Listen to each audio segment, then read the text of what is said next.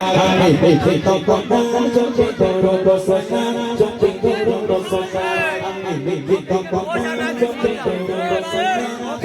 কি একটা বল, ওরা কজন ছিল জানি না আমার মা গো। হ্যাঁ, এসবগুলো ওসব নয়। চলো তোমাদের একটা প্রিয় গজল, যে গজলটা সবাই জানো, সেটা হলো আমার মনের ঘরেতে রেখেছি যারে।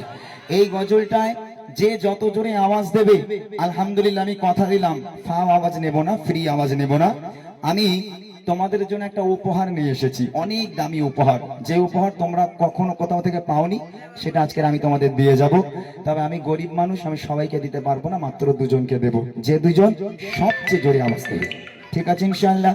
এই রেডি তো সবাই? আওয়াজ হবে তো?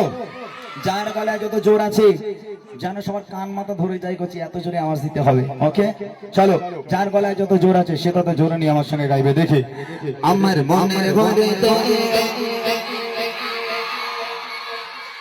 ওই সবাই মিলে আওয়াজ হয়নি তো, আরো জোরে হবে। আমার মনের ঘরে সেই পেছনের বাচ্চাগুলো তোরা আওয়াজ দিবি না, তোদের বিয়ে হবে না।